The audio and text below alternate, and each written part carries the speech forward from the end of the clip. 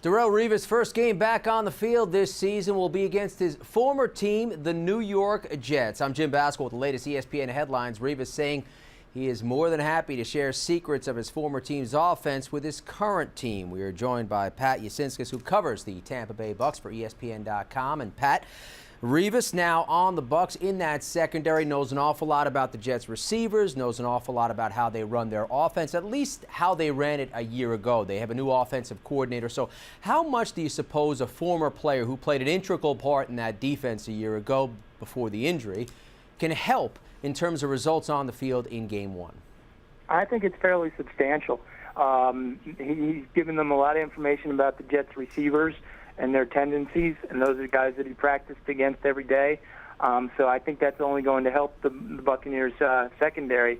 And conversely, he's also talked with Mike Sullivan, Tampa Bay's offensive coordinator, and talked to him about some of the tendencies of the Jets defense.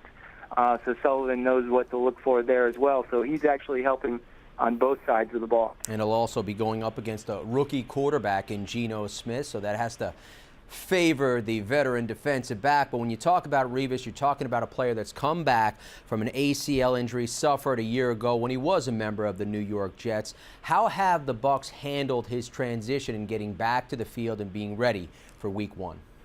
It's been a very gradual process. At the start of training camp, he was on the side working with the trainers, not doing any teamwork. And then gradually they just eased him in there. And he did not play in any of the preseason games, but they didn't feel that he really had anything to prove. Today at practice, at least during the portion that was open to the media, he was a full go, and he was out there running around and looking as good as ever. So I think he'll be ready to go on Sunday, and we'll see if he can get back to being the player that he was before the injury.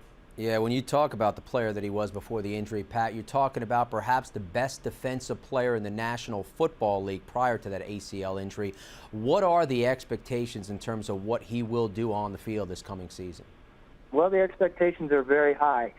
This was a secondary that, a defense overall that allowed the most passing yards in the NFL last season.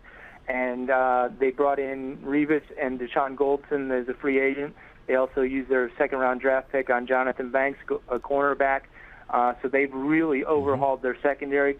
They expect Revis to be Revis Island and take away half the field and free things up for guys like Goldson to make big plays. So the expectations are really high for this guy. Pat Yasinskas covers the Tampa Bay Bucs for ESPN.com. Pat, we appreciate the insight. Of course, you could read more about this story right here on ESPN.com. Darrelle Revis more than happy to share his secrets of what he knows about that New York Jets offense. They meet in Week 1. With the latest ESPN headlines, I'm Jim Baskel.